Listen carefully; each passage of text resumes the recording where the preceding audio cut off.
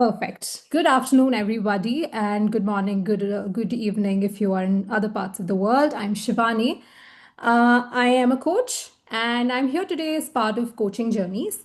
Coaching Journeys is a group that got created about I think 2.5 years ago, as a means for new coaches to come together and practice peer coaching and maybe learn from each other. But today we've grown to over 900 members from across the world, and we have so many more micro communities that have come up. They're like, oh, we saw the need for learning events, so we do learning events. We saw the need for peer support, of course, that's going on.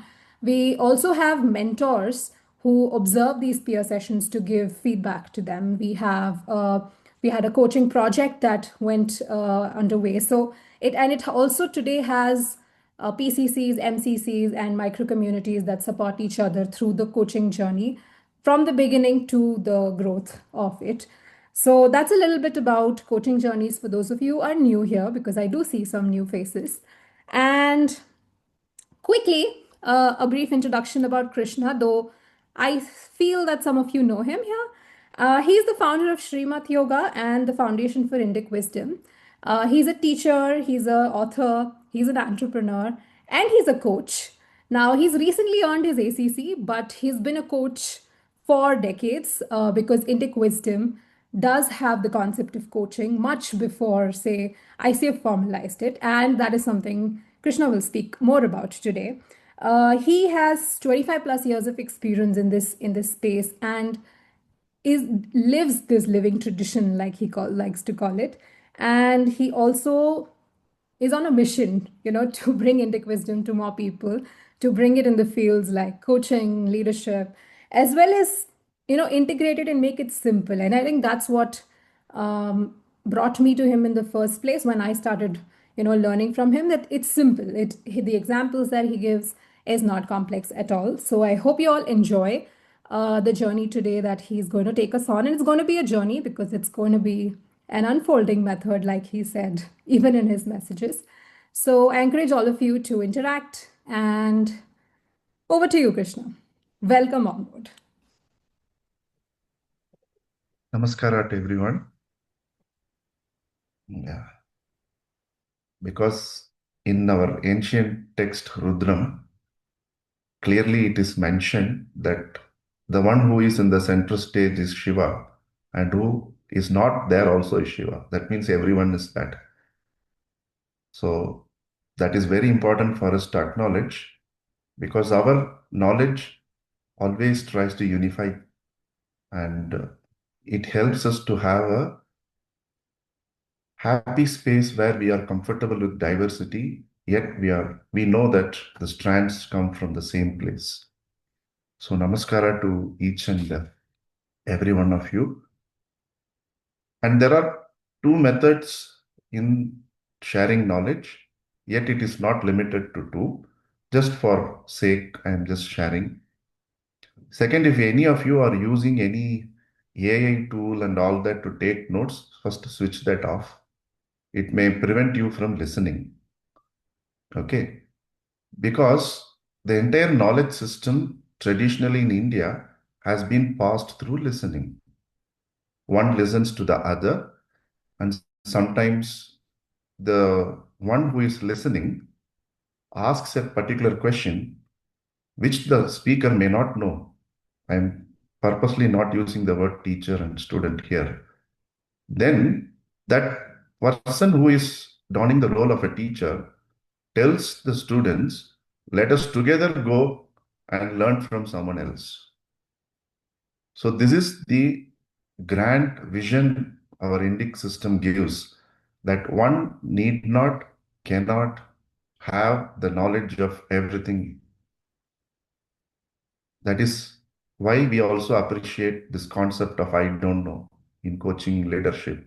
And anyone who has grown in life and in business are the people who are very comfortable in that space. Okay. So there may be no answers if you have any questions here, or there may be more questions when you walk out. That is also possible. Okay. So the two straight methods in which knowledge transfer happens is, one is through a structure which Shivani mentioned, that is unfolding, is the second structure, wherein it happens, the base is set, and then it evolves based on the need of the group which is assembled to study.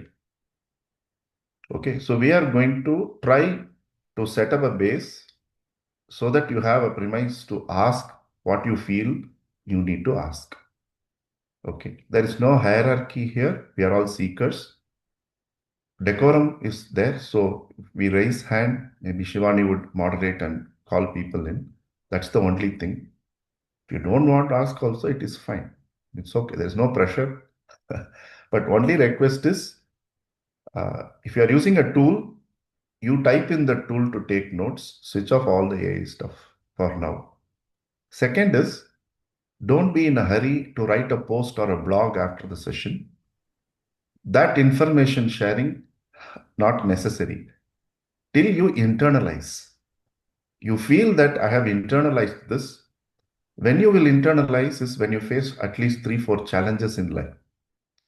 Is that challenge you are able to overcome them? That because traditionally we follow this 12-year cycle, and many times we are allowed to share also after 12 years. So we know how to manage stress. Today, the problem is you get certified, next day you want to share everything. So that is also, we have to keep that in check. So what is this unfolding method? Any of you wish to share?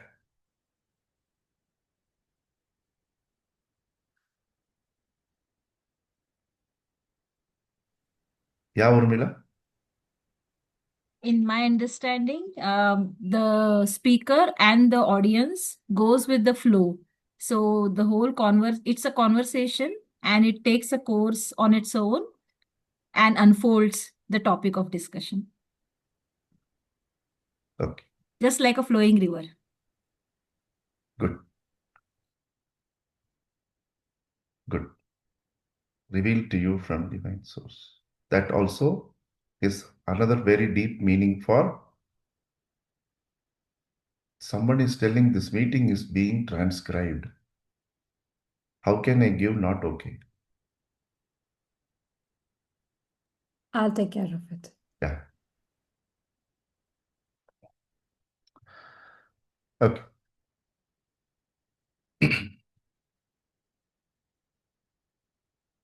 So let us just stay quiet for a minute and complete our personal prayers before we start.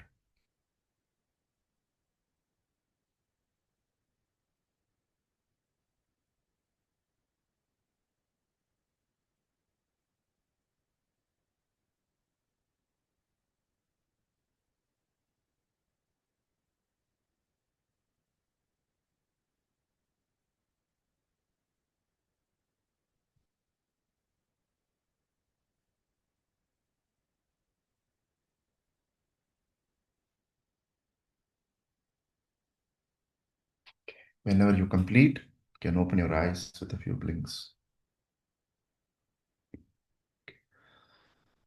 So when we say the word wisdom, it presupposes existence of knowledge. And when we practice that knowledge, the principles and processes, it turns into wisdom over a period of time. It's like when I say I relished mango, that mango was first a raw mango. Like that, wisdom is something like that which naturally happens. For wisdom to happen, there must be knowledge. Okay. Our entire system starts with knowledge. Now, what are the three main characteristics of knowledge as mentioned in our tradition? Okay. This is what we are going to see first. The first thing is what Junaid said. Any of you observed what he typed and sent? It revealed from the divine source through collective contemplation. It is closely related to what we are going to say is that all that we need to know is already there. It means knowledge is not the proprietary or trademark wordmark right of humans. This is the first emphatic statement our tradition makes. Knowledge is apaurusheya, meaning it is not of human origin. Because the world existed even before we came, and the speed in which we are, we may be extinct and the world will happily continue to be there. All of us are with me in this. Any other point of view, I'm okay to listen to. The world existed even before we as humans entered this world. That means if we go by Charles Darwin's theory, apes and monkeys were our ancestors. If we go by that, because that is where our present knowledge is, let us start from there. So, who is that who taught a baby monkey to hold on to its mother? That is knowledge. That when I have to travel, when I can't do on my own, I need to hang on to my mother. Who taught the kitten that he or she has to just shut up and keep quiet while the mother is holding it by the scruff and jumping across the trees and balconies? This is the first principle level. I wish each of us understand what is knowledge. Not what we generate in books, universities, and schools. That is a later part. So, knowledge is born with creation. That is why humans have not created it. Is this statement reasonably you're able to appreciate? We didn't teach having an institute how monkeys should hold their mother. We never taught. There is no degree course in that. Like this, if you extrapolate, nobody taught a creeper that it should turn towards where sunlight and find a way to climb up. This is the level to which we should understand the existence of knowledge. Why this is very important to coaches, leaders, because each of us today's day in life have to play this role without certification at home and offices. Unlike earlier days, no one listens saying, this is what you have to do. They have to have the buy-in, and there is very much buy-in is required for even any simple task to be done in organization or at home. Earlier, when we were kids, we will not even know which temple they are taking us, where we are going for vacation. That day, night, or next day, if we are starting, mother will be packing luggage, and then we will leave with them. That curiosity also we never knew. We were happy we are going out somewhere. Today, children decide where we should go.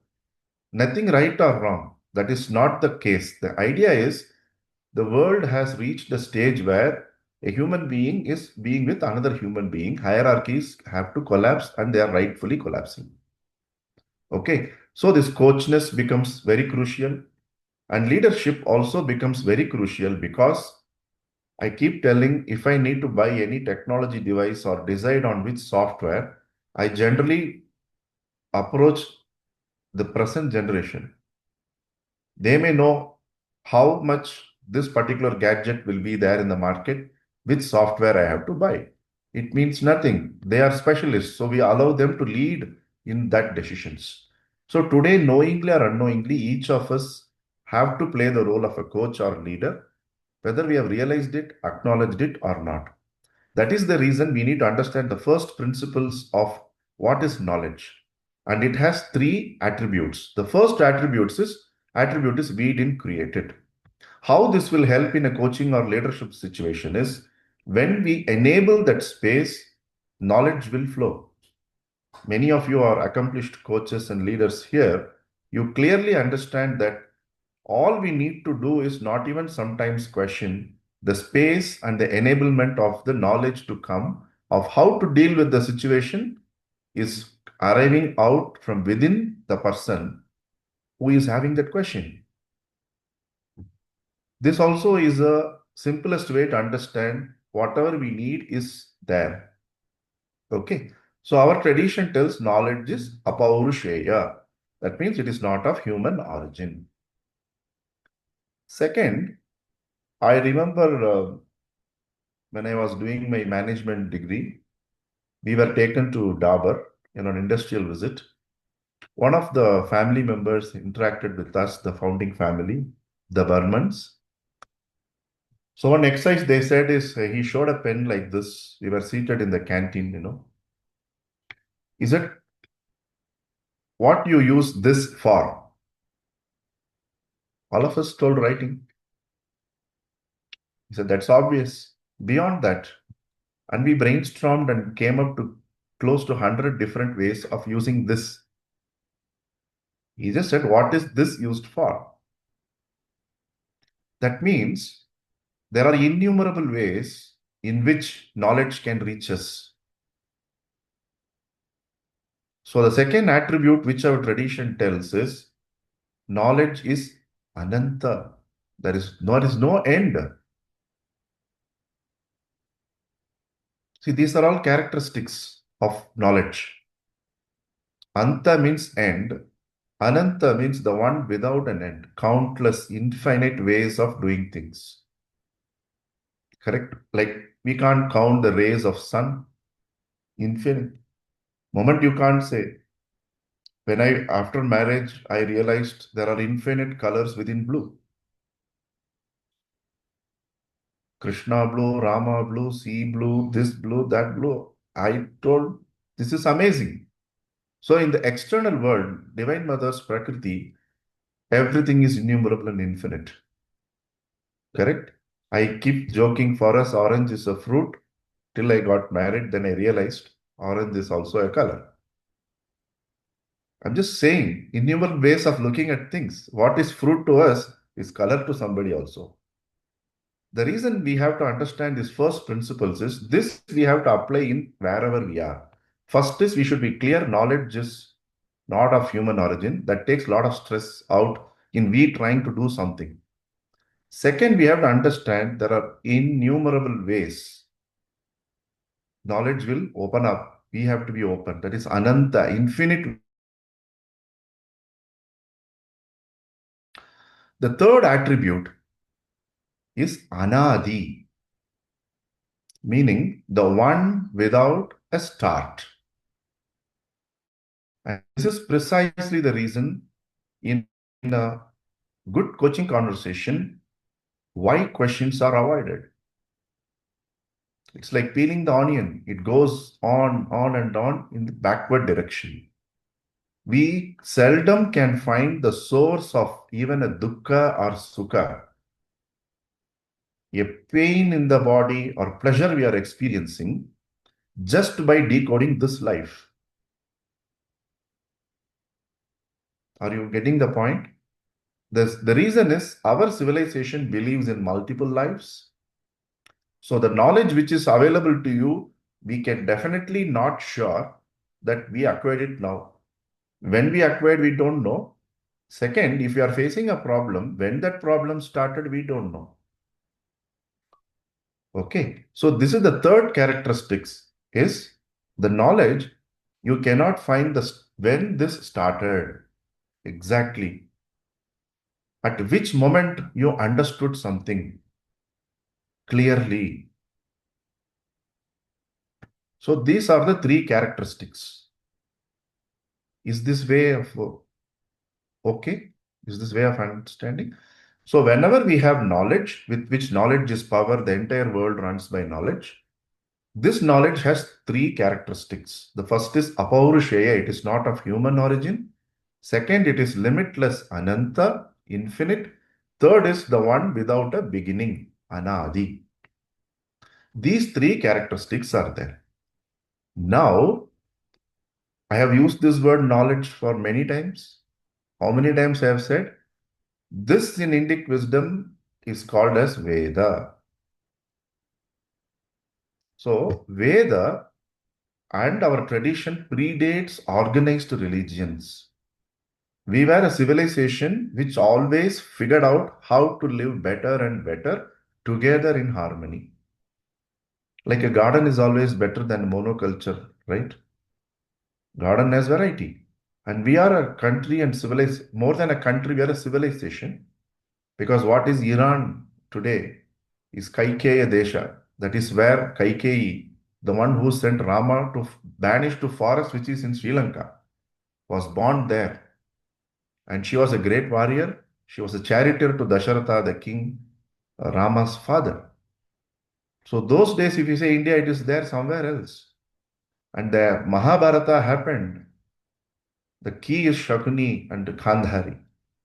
They are from Kandahar, which is Afghanistan. So the country borders will change every 10, 20 years. You see new countries coming up, new things are happening. But we call this the Indic collective. Wherever, whichever mass of land, where people's ultimate goal is to know who they are, that is Bharata. That's it. It doesn't matter where that piece of land is there. This we have to be very clear. India is a geographical denomination. It has changed even after our independence. It will continue to change. So we should not get fixated into country and religion.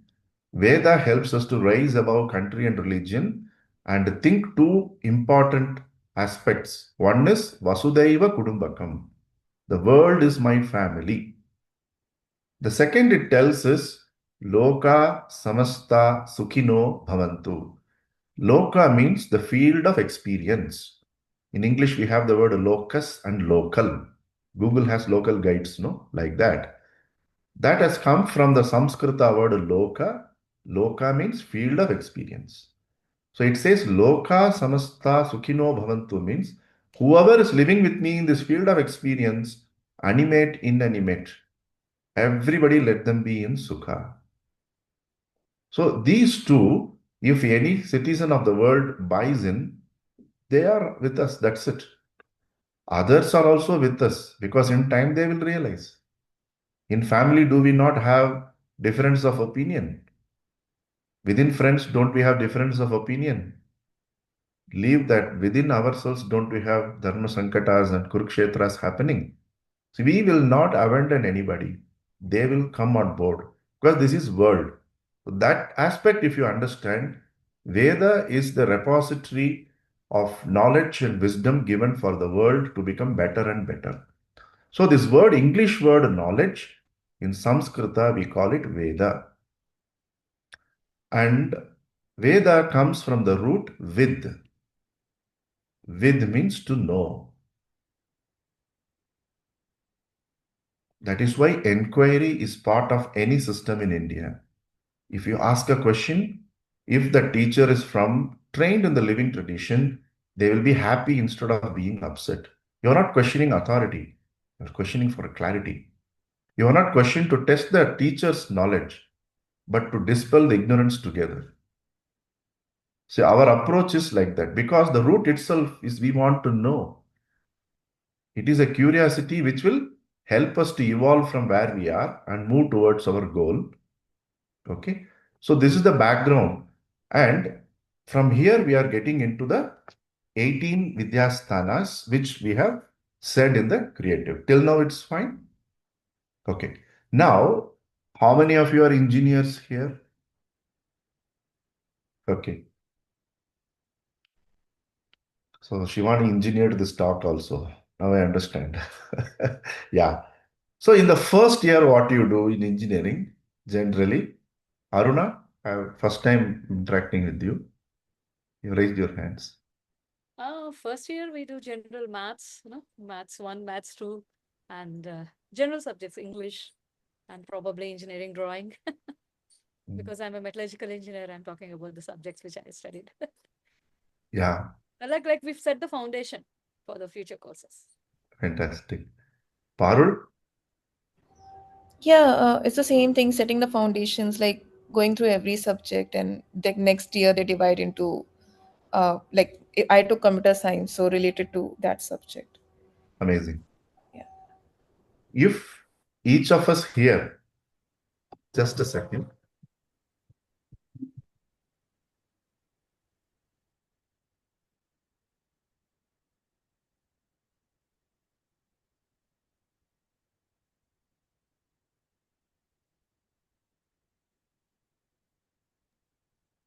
Yeah. If all of us are okay with this idea, the first year is generally we study. Then what happens? You get an idea of what a civil engineering is, what electrical, all that you have an idea. Then based on your aptitude and marks, sometimes proximity to your teachers, you get the branch of study next year. Okay. Similarly, Veda is one, classified as four. We should be, many of us here are from India. We should never tell if a Westerner or our own child asks, Vedas are four. That is a different way, like how we rephrase the questions, right? In when we do coaching or leadership conversation, Veda is one, classified as four.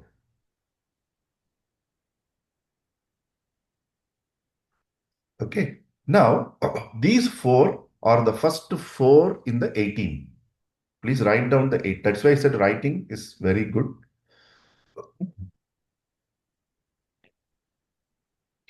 What are these four? The first one is the Rig Veda. We say it's oldest. Veda is the oldest. Knowledge is the oldest than civilization. But we have been drilled into our mind saying it is the oldest. Veda is the oldest form of knowledge available in documented format to humanity. In that, they are classified as four. Okay. The second is Yajurveda, wherein in the Rig Veda, we are getting introduction to what are all the deities or the in charges. Like you get into an organization, you know who is manager, assistant manager, clerk. That's a thing, who is doing what. That clarity we get when we study the when the Rigvedic text. Okay. And how world was seen, how the world is functioning, like a macro view we get. And then the second one is Yajna, Yajur Veda, wherein through processes and rituals, how can we reach out to those beings who are there in charge of each and every function. And then the third is Samaveda, which is music. The source of music is in Samaveda. Okay. So Bhagavan is saying in Gita, among Veda, he is Samaveda. You understood, right? Then comes the Atharva Veda, which is the source from where Tantra system starts. So you may not find Tantra explicitly mentioned in this 18, but Tantra is nothing but a set of safe tools and processes perfected over eons and ready to practice, like your cookbook, grandma's recipe. You don't need to reinvent how to make a lemon resin or a palak paneer. You just ask, you get it at home. People are waiting to ask that we will ask them. Okay. Yeah, Aruna? I'm sorry, can I ask the question now or should I wait? When you say tantras, usually when we hear that, or general perception is tantras have a negative connotation. So I just wanted That to is learn fine. more about it. When you say procedures and all, it is for anything or? Hmm. That is okay. Okay. Even we have plus and minus, no? So every knowledge system has in it the ways to go into the goals. So why it has got into that, we will definitely have one line you will easily understand. Okay.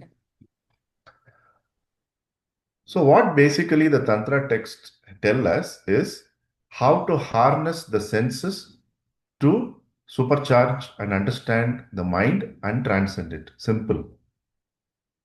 So those branches which have got not so good name have literally gone into the indulging in the senses to overcome the senses. And it is very appealing to masses. That is why that has gained prominence and a bad name. It is not bad. That path was given to only those who are very courageous, very clear in their goal that I have to fight my senses out and overcome that. That's the only thing. The other one is a normal day-to-day stuff. For example, I'll give one small example. In that left-hand part, liquor itself is given.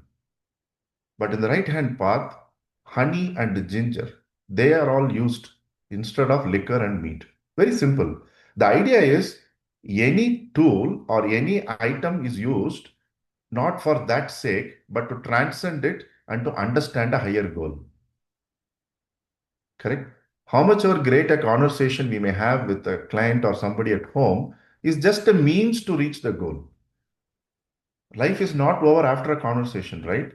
You are using it as a means to reach your goal. Like that, the Tantra systems where they specifically indulged, made people indulge and not yet getting sucked into that indulgence and then transcending it. Those systems, when they are not studied properly and looked up with sensationalism, have got a bad name. That's it. Okay. So, so now these are the first four, and purists may approach this topic in a different way. Academics will approach it in a different way. We are getting into the practice of it.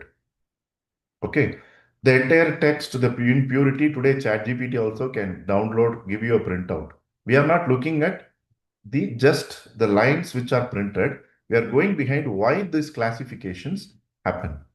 And another reason to say that these are mere classifications is in recent time when in Aurobindo, Mother and Ramana Maharishi's time, we had Vashishta Ganapati Muni who literally named Ramana as Bhagavan and called him, could meditate and get the Veda mantra in the Rigvedic meter, which is not available in the books.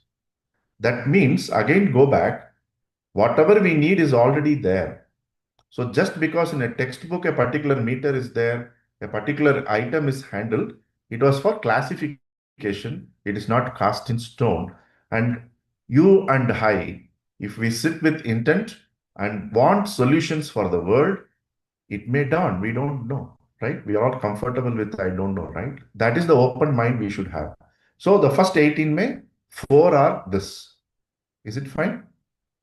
Now, how did they maintain the purity? It is very important. We can create a lot of systems, but how to maintain that purity and sanctity?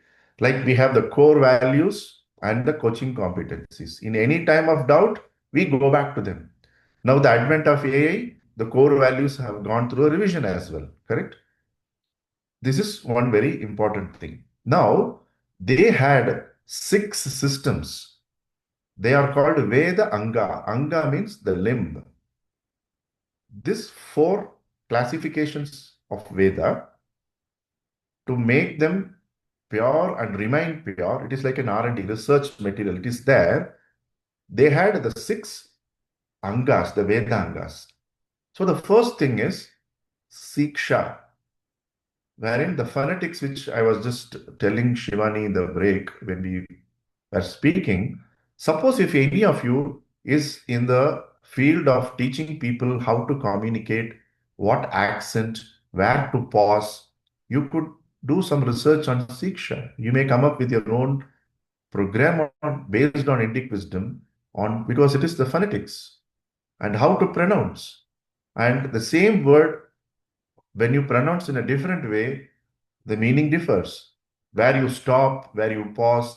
So whoever here is interested to get into that can approach a very qualified teacher and learn this vidya. The purpose of this session is to tell it is available to each of us. Like when we go to the beach, the waves are there for each of us, right? It's not exclusive domain. So we are only trying to tell you these are all the possible waves. Please go and drench yourself. Okay. The second system is grammar. How language has to be used, where comma, full stop, everything, the grammar, the syntax, correct? So this also kept the sanctity and purity of the knowledge intact, and it is continuing to keep that. So we saw 4 classifications of Veda, and then Siksha and Vyakarana. Third is the Chandas, because once you understand what is phonetics, how to pronounce, because as a child, where we start by uttering and getting our pronunciation correct. That is why it is given the first stage there. After we understand, then we say, I is going there. Then the mother or father will say, no, it is I am going there. He is going here. So, like how we start to talk, then the grammar gains importance. Third is the chandas, the meter. Like in Western, when you study English, ode, sonnet, like that, various categories are there. Each has their own meter. So when you want to write something, in what meter you can write? Because those days things have to be cryptic. Every knowledge was passed by listening and understanding, assimilating. You cross check with the teacher, have I understood it right? Then you pass it on in your own way. You got it, no? For that, they made cryptic things, and even the meter of whatever you write is chandas. Then comes the etymology. Like we saw, Veda is the word. It comes from the root word with. With means to know. That science is very important when you want to go deep within any subject. You go and get into the parts of it and then make it a whole, right? So this etymology is extremely important. So that anga of Veda is called Nirukta. And the fifth one is called Jyotisha. Jyoti means light. So when you look up the sky in the day, sun is the only light available. After the sun sets, and if it is not of new moon, you see stars, you see moon, you can see planets, sometimes you see meteors, everything. Everything is a light. So how to understand this movement of light? Because it was important for them to calculate time, the seasons. Are we getting? No, there was no calendar, there was no Google to remind them, right? They are dependent on themselves. That is why their memory was also very good. So this aspect of Jyotisha is astronomy. Later they applied logic to it and saw some patterns repeating. Then astronomy also had a subset called astrology. You can deny astrology, but you cannot deny astronomy because astronomy is verifiable. Astrology is personally verifiable. You understood? When you add logic to astronomy, that becomes astrology. This is the fifth.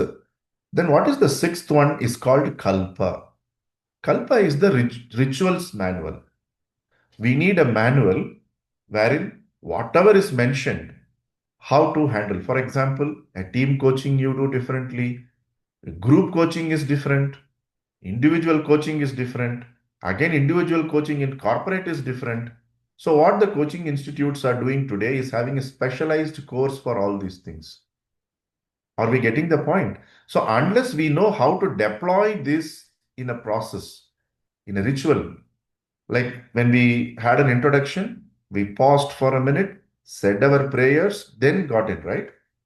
So these small, small things are called the or form. Just a second.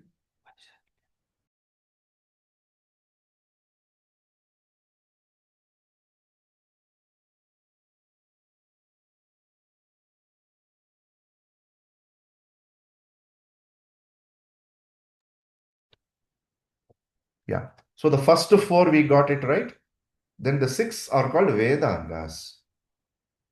Don't you think this is fascinating? They have done it 7,000 years, 8,000 years before. Not just yesterday or day before, but this structure was put together by Veda Vyasa at the time of Mahabharata. So this is around 5,000 years old.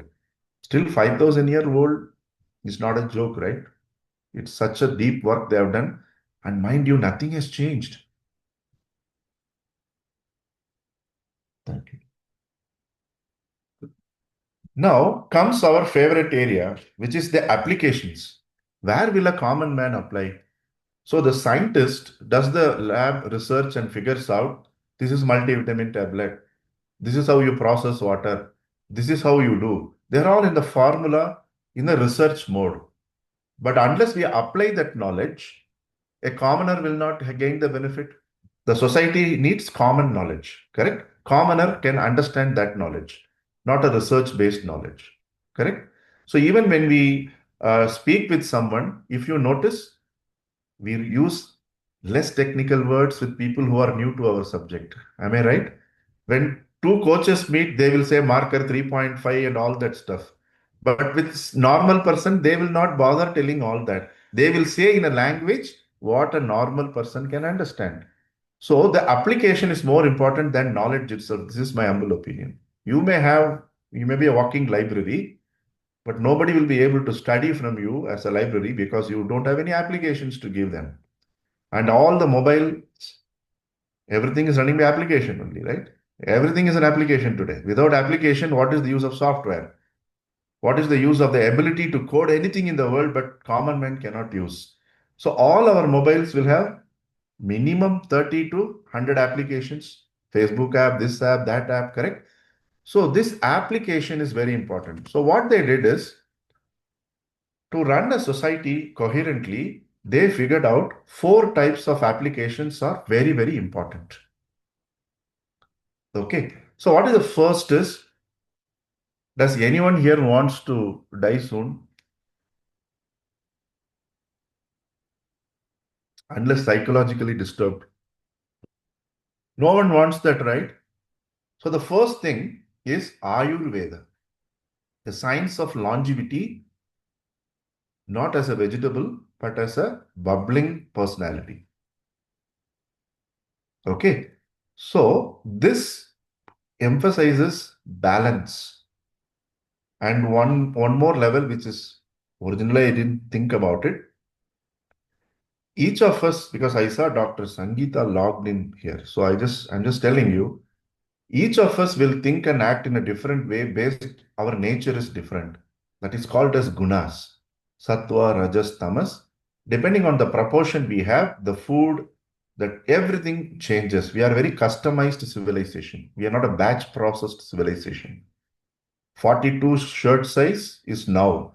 Earlier 41.8 also our tailor could stitch, 42.3 also. So we are customized. All old civilizations are customized. Like when we go to grandmother's home, she knows what will digest for you, what your father or mother liked. She will also tell all the antics they did while having food or not having food and comfort you. And they will know what everyone can digest. So we are a customized civilization.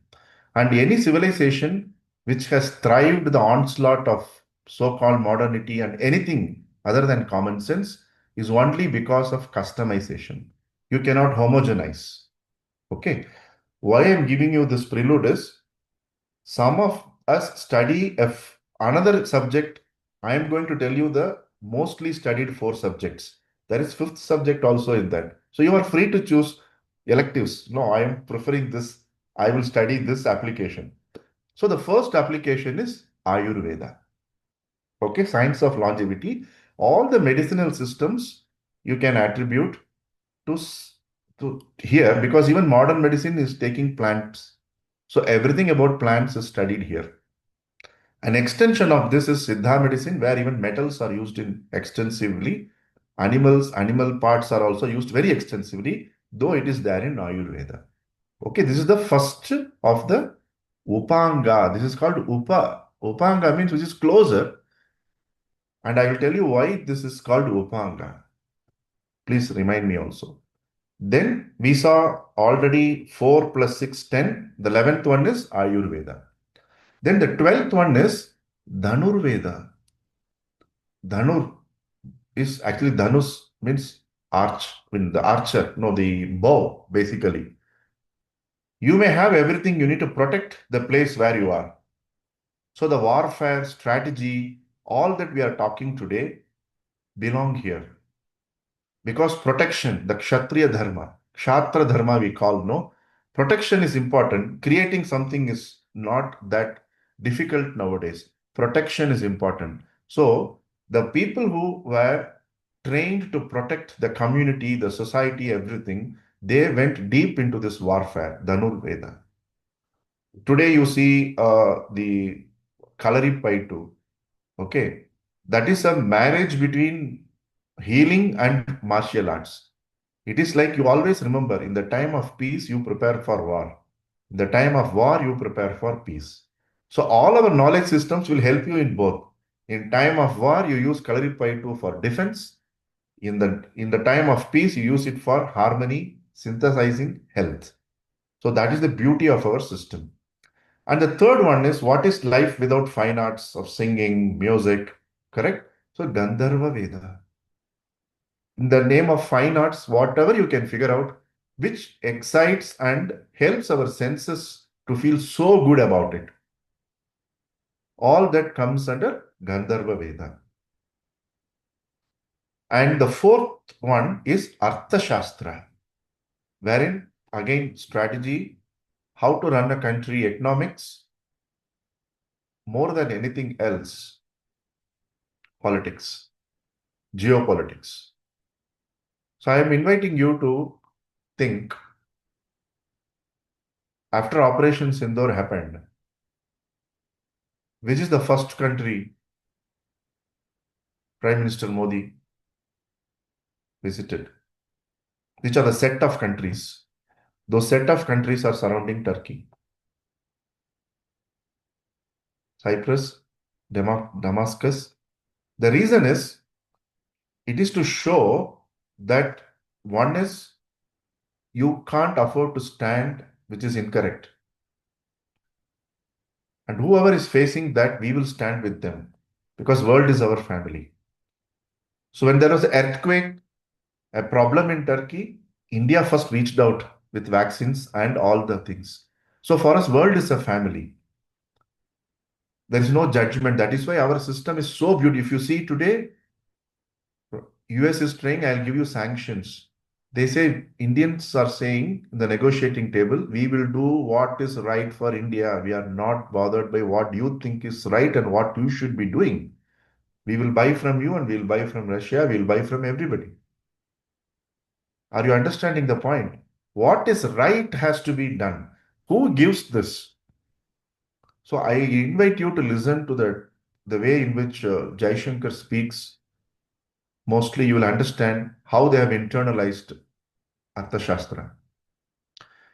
Putting this country and the larger goal, and even the self is under threat, they are not bothered. It is there. Again, it is about economics and politics. No, geopolitics is all about that.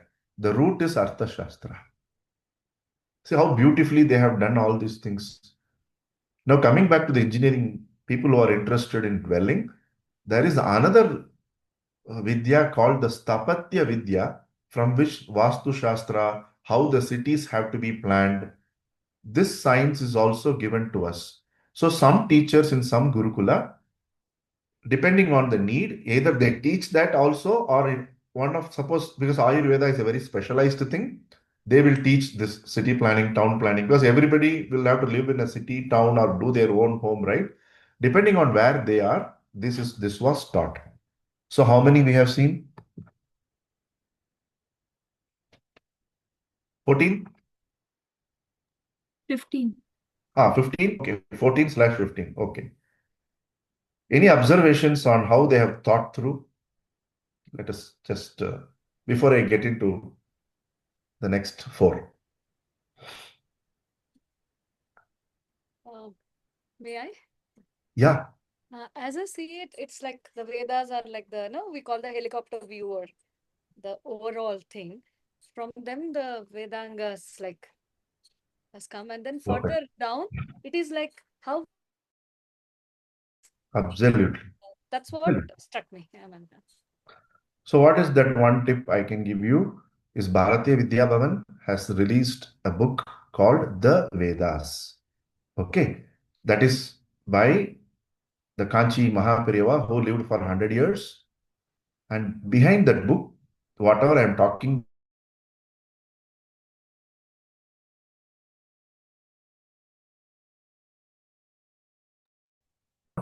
did I lose?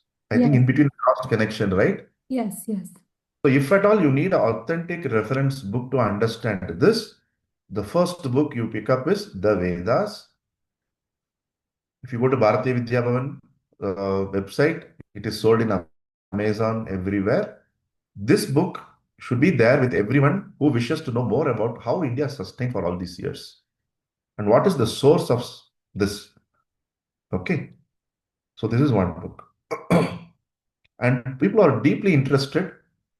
And if you Voice of God is volumes of book of his talks transcribed in English, also translation is available. Those who know Tamil can read Deivathin Kural. Because it is my duty to inform. That is the source of my knowledge. I have to inform you, right? Whether you ask or not. So if I have expressed it, it is again their grace only, the grace of living traditions. So we have got this 14/15. Okay. Now, one more level application. Now, Aruna unmuted and said, as according to her, there's an aerial view. She used what she used to explain logic. This is called Nyaya. 15th one. Okay. So what you do is Ayurveda / Sthapatya Vidya, you can write it. And 15th system is called Nyaya. Here, how to speak logically, coherently, how to argue. Tarka Shastra is also there. Arguing is not end of the life. After the argument, you can have a cup of tea. Unlike today, everything is for establishing the truth, not for one-manship. And I invite you to read the book called Shankara Digvijaya by Madhava Vidyaranya, wherein Adi Shankara appoints Mandana Mishra, the scholar whom he won in debate, his wife Ubaya Bharati, as the judge of the debate. You see the beauty?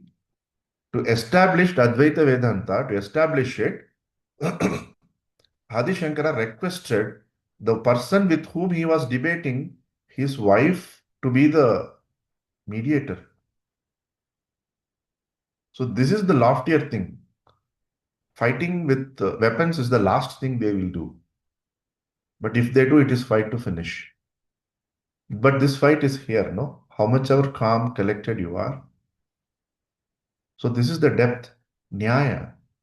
How to speak, what is logic, how to structure your conversation. This is mentioned here. I'm telling the applications, okay? Then you have the Mimamsa. Mimamsa has two. One is how to interpret the rituals, and Vedanta also comes under Mimamsa only. Okay, Vedanta means the only thing worthwhile or to be really known is you. First, you know who you are, then want to know the world is next. So that is the simple word to understand the word Vedanta, knowing who you are. The texts are only about who you are, nothing how to uh, win friends and influence people, what they don't teach you at Harvard. These are not part of Vedanta. That anyway you will study because you have to survive. No, the competition is so tight. Okay. But if you want to know who you are, you again go to the teacher and study the Vedanta texts. So those everything, right from how to interpret a ritual and how to interpret the idea behind the ritual and internalize so that you can rise above the ritual. See, all this is part of life. Today, straight away, people want to meditate. They say, rituals are not for me. Rituals are meant for the mind to stay in the place along with the senses. Moment we gain enough control of mind and senses, the teacher would say, though you have perfected this ritual, drop it like a hot potato, and then you can move to the stage beyond rituals. All this we can understand when somebody studies with a teacher what is Mimamsa. Okay. Then a commoner understands by stories. When we were a child, that is how the food was given to us at home. Anywhere in the globe, before the advent of mobile or access of radio itself, I remember when there used to be a cricket match in one radio, many of us used to sit and listen to those commentaries, right? So, access of gadgets has robbed away this art of storytelling. So children were never showed the mobile. We don't even know what is mobile, right? The only one the word we know mobile is movement here and there. That is called mobile, being mobile, not a gadget. Correct? So stories were the form in which knowledge was transferred.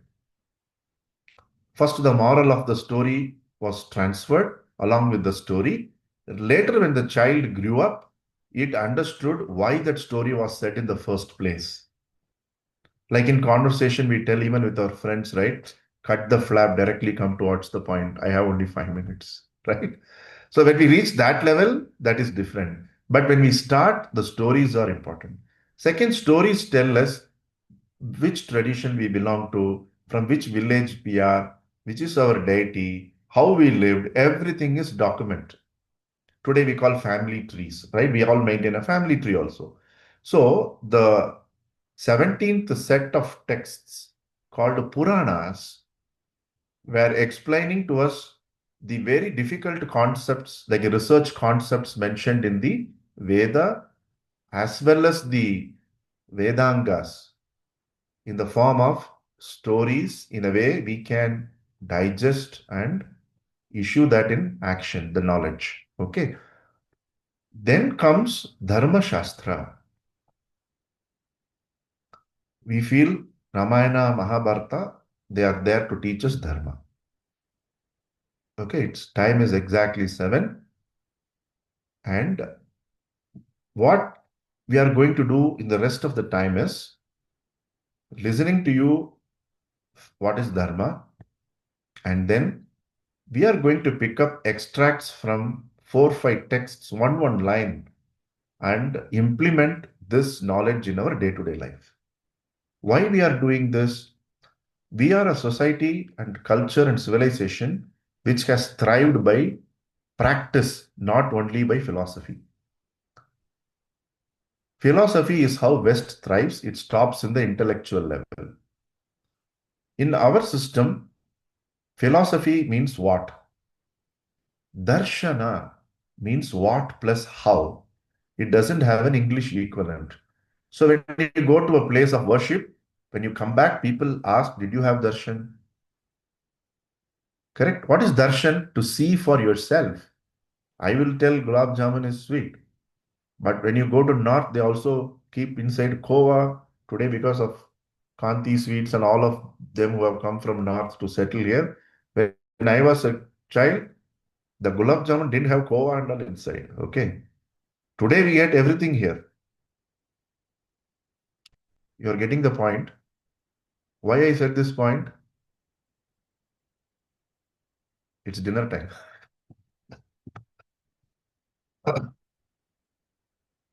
I really missed why I said that point. Can anybody remind me what I said before that? You were talking about we are a civilization not just by knowledge but by Yeah. realization. How and what is very important for us. Yeah. So if I talk this 1 hour and walk away without giving you a how, it is disservice to the entire knowledge systems. Okay, so that's what we are going to do. So we are 30 people, 28 or Shivani wants to get into the room. At random, can you make some rooms, Shivani? Max 4 per room.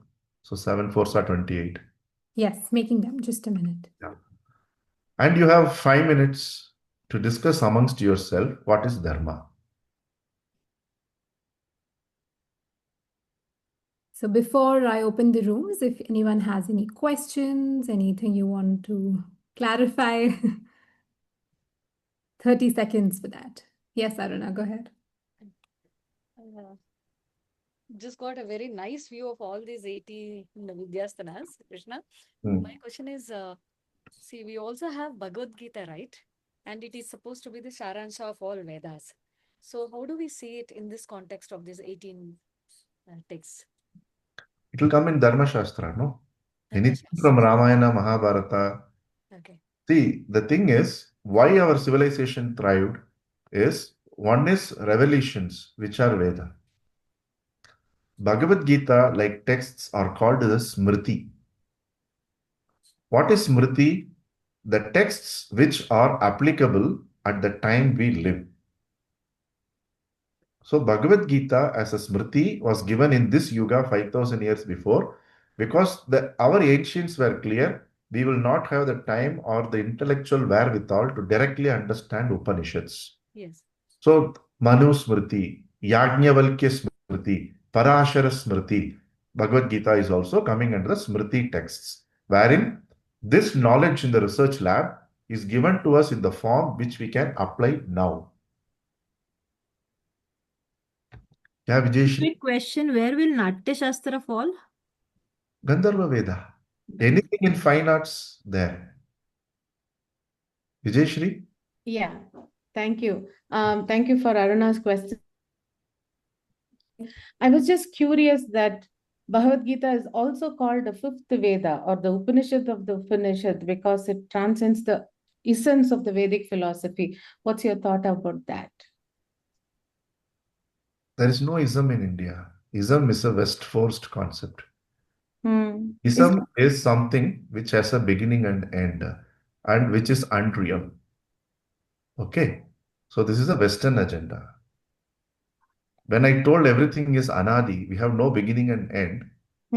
So I will request each of you to call our system as Hinduity.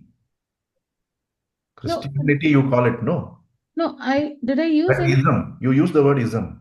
Veda has nothing to do with ism. Yes. No. I said it's sometimes called the fifth Veda or the Upanishad of That's Upanishad. fine. You also And I mentioned this told word it is the essence of the Vedic philosophy. I didn't say ism. essence, you are saying. I said it was the essence of Vedic My philosophy. bad. How it is considered. But it is also good. What I have to communicate also, I've told you Yes. that Yeah.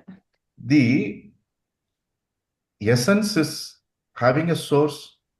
The Veda can exist without Bhagavad Gita.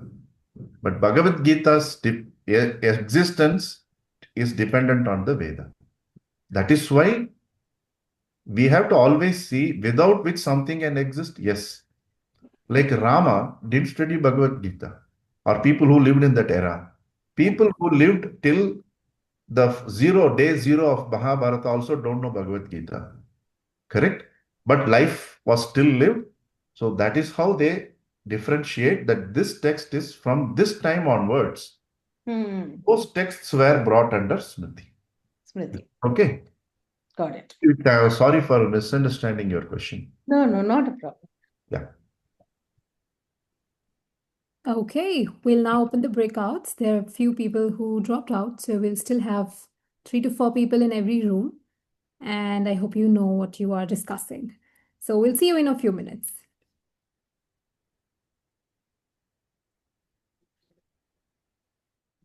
You must have all received the... So Krishna and Shivangi, I think that's going to be your permanent name now in my vocab.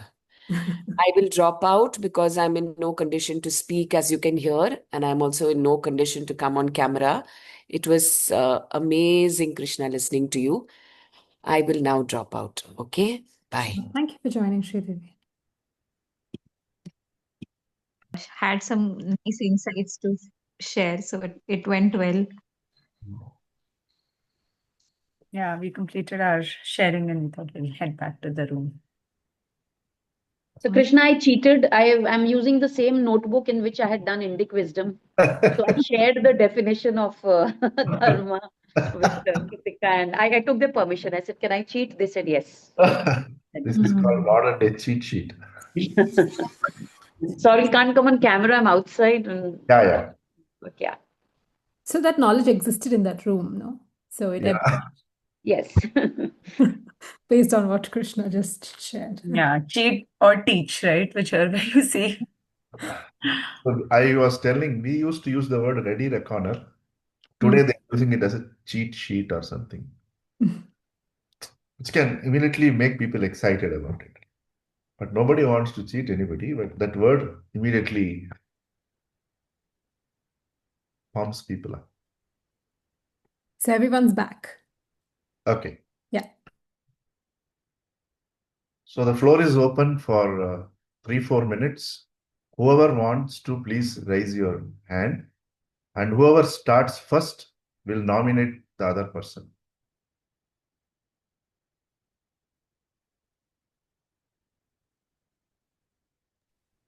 Junaid, you're on mute. Okay. Okay. So I don't know the process that how we are gonna nominate or what exactly it is gonna happen. So I'm gonna ask one question and then someone else is gonna answer that. No, you just share what you discussed. Yeah. Okay, sure. So we discussed about dharma in detail and the curiosity that we have, and at the end we could not come to the conclusion whether we are capable enough to derive the word or the meaning from the scriptures or not. And we discussed one specific example from Adi Shankaracharya about his this statement under the Upadesha work that he states that those who think I am the absolute and I am also the one who undergoes individual experiences are ruined by both by their knowledge and by their actions. So basically, Adi Shankaracharya is trying to say here that a person who is actually thinking that he knows dharma or he knows he becomes Jivan Mukta basically, then that person is actually devoided by the illusion. So we were thinking about where we can actually draw that line that, okay, I'm going into the right direction. I'm not becoming the victim of entropy or the Leela, and I'm not basically devoid of Maya. So, yeah. Amazing. At the end of the discussion, I will invite Rashi to give the definition of what is dharma. Though Ruchika is there, Rashi is So I taking. gave them. You He, gave them. he, Like Poonam he, also gave, you also gave. he Okay. was in my breakout room only, sir. Okay, no problem. So today we will know the source of the definition. Okay. So every time we'll go one level. So in a way it is good. I saw Ruchika also there. This, yeah, good. No one wants to tell anything, eh? Okay. No, we discussed a lot in our group as well. Huh. We couldn't define it in one word or one line, but we thought whatever is an ethical practice driven by values is dharma, and the role can be in, I mean, you can play different roles in life, and in each role, there is a dharma that you follow. So, a mother's dharma and a wife's dharma is driven by what is right for that role and to the core of that role. Superb. Anyone else? Yeah, Yeah, Shri. hi. In our group, it was beautiful what we discussed, and what Mala brought in. I really loved it. She said, "This is understandable, but who's going to explain the dharma behind Manusmriti?" And I said, "That's a deep subject on its own," is what I felt. And my request to you, Krishna, is maybe you should help us decode Manusmriti better, especially for women to understand. Anyway, Manusmriti text is under critical edition. Whatever we are studying is done by the West. It is not an Indian critical edition. Now, in 2021, a group of teachers have come together to find how it can be edited critically. And second, we should remember that that is why our texts are not cast in stone. There are certain things which would have been applicable. I don't know what they did in that time. Nobody living now knows that. So let us allow the critical edition to come in and focus on those aspects of Manusmriti which are in sync with common sense. I'm going to give you a very wise statement from Manusmriti today. Okay. Sure. So let us get into the definition which Poonam and Rashi gave in their rooms. So whenever you are in a situation, you want to understand what is dharma. That situation is called a dharma sankata, right? Like Arjuna was in a dharma sankata. What is the definition? Anything that supports, sustains, and enables proper functioning of any system is dharma. Anything that supports, sustains, and enables proper functioning of any system. Okay. This is given in the Yajnavalkya Smriti. Because there is a time when people understood things unsaid, unreturned.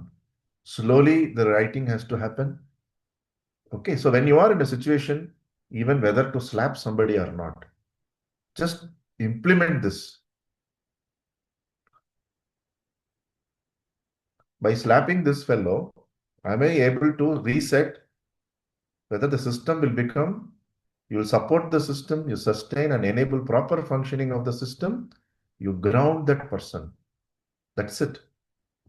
This is why, again, we have to raise above the West imposed right and wrong. We subscribe to what is apt. Waging a war is apt, you have to wage war. You have to talk peace, you have to talk peace. What is apt? Leaving the likes and dislikes. That definition of dharma also I'm going to share with you. Okay, so this definition, if people ask you, which one? It doesn't differ from person to person. Like the way, for what reason a sympathetic nervous system works and how to trigger parasympathetic nervous system is not differing from person to person.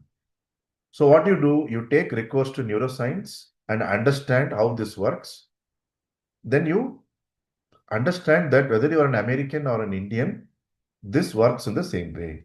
So dharma is also like that. For that, you need to study with the teacher, not try to intellectually decode. Like how many of us would have cleared or understood even your ACC or any exam on your own? How would you learn on your own? Because the competencies and the content is given in English and you are very good in English, still you cannot understand what to do. You can only understand what they have said. How to interpret, how to utilize, we have to study like that. Because we are born in India, because we may know a particular language, we cannot understand what is dharma, artha, kama, moksha. Like this, whatever I am telling you is already there. How many of us understood? How many of the purists even understand, academicians understand, Veda is not four but classified as four? Small word difference, right? So, whenever you want to go deep, scratch the surface and study, keep your intention clear. Again, I will give you a definition of dharma which gives importance to intention than action. You will find the right source. Like when we are a child, we didn't know what to do. Our parents took us to the source, which is the teacher, LKG, UKG. We studied. Did we know where we have to go? We don't know. Right? Like that, when we are ready, you will find a teaching or a teacher who is vibrating to your level and share the knowledge. So till that time, take these definitions of dharma, implement in your life. Okay. Now, what Manusmriti says, and I remember this 7:35. Why I remember this is 7th month I am born. My home number is 35 in my hometown. So I remember this verse from Manusmriti. Okay. It says, any act which is impelled by kama, which is desire, tending to be lust also, krodha, anger, lobha, greed, moha, delusion, mada, pride, matsarya, arrogance or jealousy kind of a stuff. If you are impelled into an action by any of these things, they will tend to be adharma. Manusmriti only is telling this. Like every text has its side. Like you can see a black spot in a white shirt and just ignore the black spot and see the white shirt. Choice is yours. So let us pick up things which are in sync with logic and common sense. So this definition of dharma is given in Manusmriti. Then Parashara Smriti gives us a beautiful definition. It tells if your intention is so pure, then you just don't worry about the ritual perfection or any perfection. Just go ahead and do it because we know the meaning of dharma is that. So many times when knowledge itself is ananta, we cannot have the complete picture and try to do what is as per dharma. And Urmila also clearly mentioned the roles we play determine what is the dharma profile for that role. Correct? Sometimes on the job only we learn, not only in office, at home also.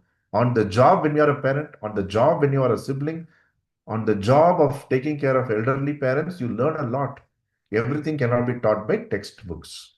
Correct? So what Parashara Smriti says, don't worry. Whatever you have understood, your intention is pure, set out to do, don't wait for perfection. You will keep understanding Dharma better and better. These four definitions, I will give you one more extract from Narada is known for Bhakti Sutra, but he is also written Dharma Shastra. It's called Naradiya Dharma Shastra. In that, he is clearly mentioning our judgment should be free from personal preferences, anger, fear, and the last word actually affected me a lot. It is affection. Many times we don't do what is Dharma because somebody is so dear to us. We take sides. Just implement these four definitions in your coaching, leadership, and life. You will start understanding the depth into which Indic wisdom can take us. Because unless we understand Dharma, we live in a country which is saying Sanatana Dharma, eternal Dharma. We should know what is Dharma, right? The eternal way of life. Eternally, these concepts are standing the test of time, and it will continue to be there even after we drop our physical body, is because of our adherence to Dharma. So, see how beautifully they have said. One is they defined what is Dharma, that is Yajnavalkya Smriti. In Manusmriti, which is generally derided, we are understanding what could derail us from doing what is right, what is dharma. So kama, krodha, lobha, moha, mada, matsarya. This most of us would have heard. And many texts tell they are the six enemies, but at Srimad we don't call them enemies. We call them the six enablers for us to understand ourselves. Okay. And then we got into uh, Parashara Smriti, which is clearly saying that keep your intention pure and implement all that you know about Dharma at that point of time. Forget about everything. Then finally, Naradiya Dharma Shastra says that we could derail because our judgment should be free from personal likes and dislikes, fear, anger, and the affection we have towards the subject with which we are dealing. Is this not wonderful? You can apply this to any conversation. You will even figure out whether you are taking sides with one of your child. To that level, you can figure it out. I'm being honest in telling this. Figure it out. So with that, I am concluding. It's sharp 7:30. If any of you wish to share your observations, you could. And over to Shivani. Please take me off the, what is the spotlight? Huh? Okay. Yes. Okay. Opening up the space for shares. Yes, Junaid, go ahead. Y- yes, Krishna. Yeah. So I had one question, actually two questions regarding the last summary that you have mentioned. Number one was about whenever I read the scriptures, Upanishad, specifically Gita, from different interpretations. So I found one specific terms and condition mentioned there that you have to learn the scriptures from the bona fide spiritual master Yeah. which is coming from this specific lineage. So, like, if you read the ISKCON Gita, so what they have mentioned in the purport or in the interpretation that you are not supposed to read other interpretation or try to derive knowledge from there because they are Mayavadi philosopher. That is the first question that because Krishna, when he is explaining Gita, so there could be so many different interpretations as well, but we need to choose the right interpretation or try to understand the knowledge in its real form. So how we can do that? That was the first question. And second question was Go one by one. about We'll go one by one. okay, sure. You already have Nyaya and Mimamsa. Yes. That will help us. Second is each human being is at a different stage of evolution. Hmm. So conceptually, the teachers take us one step, like Advaita is the highest. In that also you have Shankar Advaita and Advaita. Then you have Vishishta Advaita, Dvaita. All that systems are there. If you notice, nowhere they are negating the truth. They are only giving the point of view.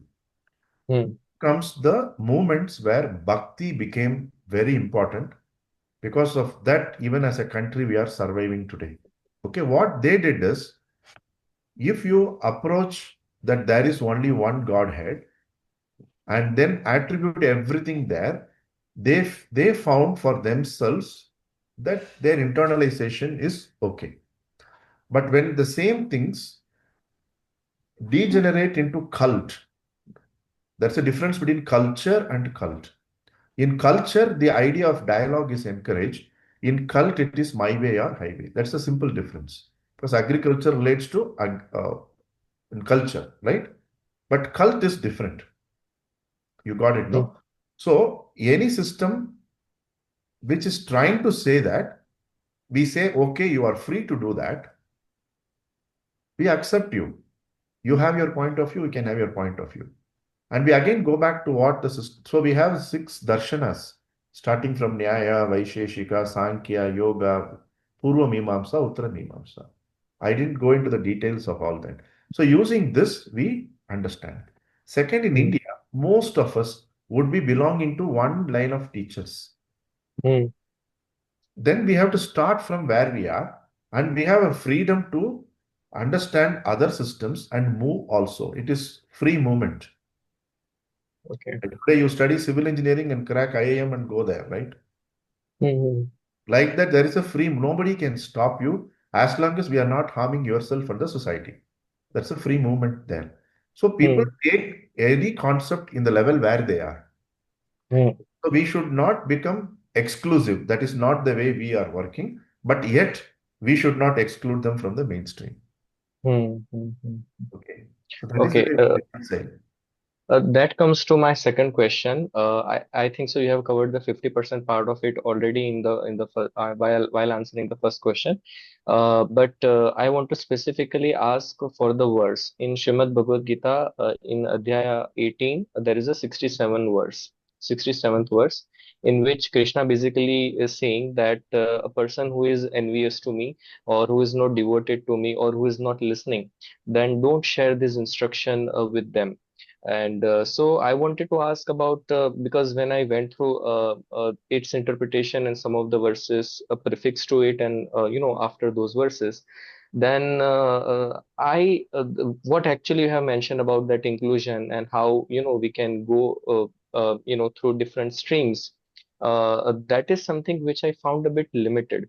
Like a person like me who is coming from a different religion and trying to explore the scriptures, so for me, it was sounding based on the interpretation. It's not what Krishna has mentioned in the shloka, but interpretation is basically stating that I'm not supposed to basically receive this scripture or this knowledge.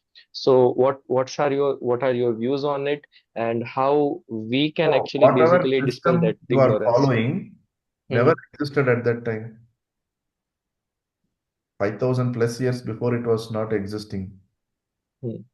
Everything came last 2000 years, whatever divisions we are seeing.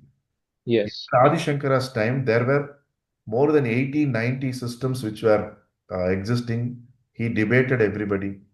So the idea is that you always share knowledge only when you can handle the objection.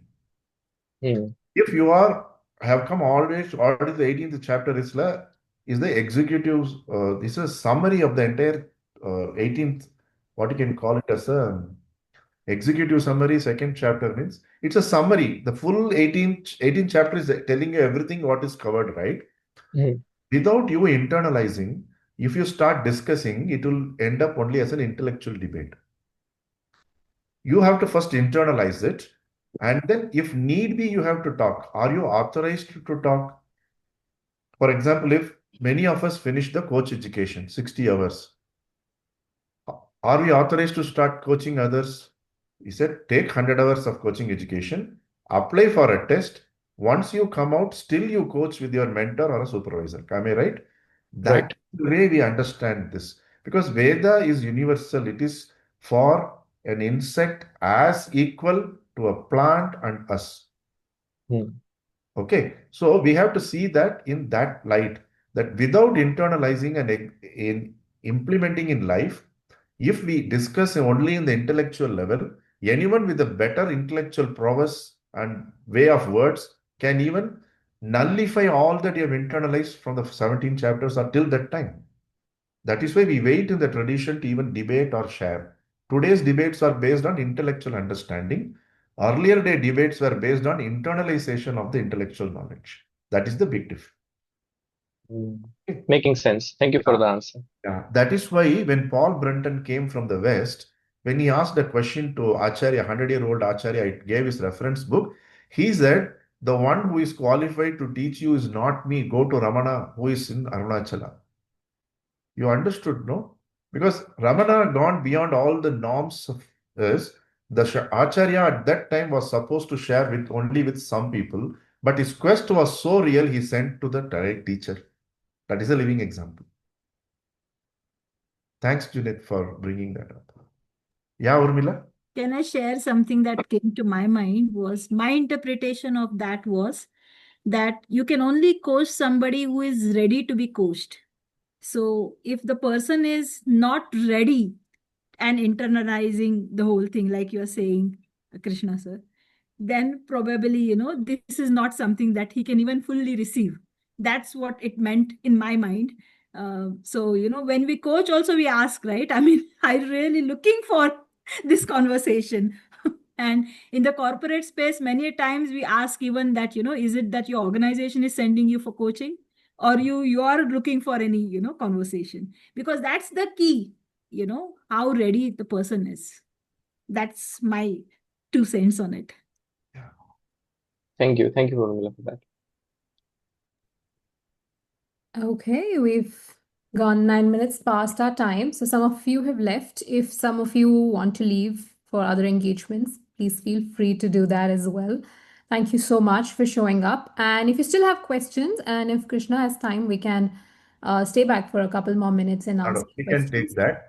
But formally would want to close the session and thank Krishna. Thank you so much, Krishna, for holding space and showing us this unfolding methods, a method of teaching. It was a wonderful session. I'm sure there are a lot of insights. And I hope we will be able to internalize it and start parroting it to the world. Yes, we'll be here for some more time if someone want to ask any questions. But if you want to leave, feel free to. One more point which Yes. may interest Junaid and seekers is whichever form is available, like Ramanujacharya wrote a commentary, Madhvacharya, Vallabhacharya, ISKCON has a commentary. But the commentary they study first is by Adi Shankaracharya. So what they do, they study the text from the absolute point of view, and then they figure out where they are and why they differ. For that also the base text is given from Advaita. So that is the point of I think one other thing that Krishna always brings up when he's doing these sessions, and I've heard him say a lot, is some of these conversations are for believers and not to have these conversations with non-believers. So maybe it could also mean that it's for somebody who believes in it, and don't try to like intellectually win a debate with someone who's not a believer. So this is something I've heard him say like number of times. This is Astika, no? Yeah. Those who believe that knowledge is the final. Nastika is they don't believe, they want their own experience to tell what is the truth. How many of us can live long enough to experience everything in life? But still we say okay because Buddhism, Jainism, and Charvakas, they belong to the Nastika Darshana. They are all coming under the Sanatana Dharma umbrella only. But with them, the debate will be based on Nyaya and Tarka, logic level, not on the other areas. Thank you so much for all for being patient. Thank you, Krishna. I just wanted to Thank put you a so voice much. to my thank you. Thank you, Shivani, for making me join. It was a wonderful, wonderful session, and I think you should do more and more of this and go deeper and help us all get enlightened in however way possible. Thanks a lot, Krishna. You're very welcome, Shri. So I've actually dropped in Krishna's LinkedIn and his website. Krishna writes extensively on LinkedIn about all of this and conducts a lot of Yeah. sessions. So anybody who's interested, do follow him there. And he's also recently released a book called The Fellow Seeker. I think it's the second version, if I'm not wrong. And there are some others. You can go check out the website. There's a lot of resources there. And he does conduct a lot of sessions, which if you're interested, you can be part of. And of course, reach out to him and he will help. Okay. Any other questions? Any thoughts? I just wanted to share something. I'm a dancer and I follow Natya Shastra. And we just spoke, Junaid, right now about why particular, path to be followed or one particular line to be taken. So my guru always says you're free to dance any form, but if you have to go deeper and deeper and understand the way the style is and what you can really experience, probably one gharana will take you there to some extent. Not even in your lifetime, you can't reach there. Even that gharana will have so much that you can never reach. But at least you will to take some path that is consistent to get to some point. But if you go broader, then probably you will feel good about dancing any other form as well. But you cannot really experience the excellence in it the way you would want to. So that's also something that I realized with my own, internalization of my dance form. Beautiful. Thank you so much, Urmila. Wonderful, beautiful. Thank you. So happy to see the I have conversation very little happening. knowledge Yeah. compared to Krishna sir, but I just shared what came to my mind and what I saw coming. You don't know anything about me. When you meet, you will know I don't know anything. I would like to meet sir. So, no, but technically we know nothing actually. Yeah, but Okay. that's the most Just beautiful part, happening. no? That's the most beautiful part. Lovely to hear you today, and would look forward to see you in person someday. Yeah, anytime. Thank you. Wonderful. I'm glad that it sparked some curiosity and the conversation. So we're very glad to see that. Thank you so much. I'm going to stop recording now.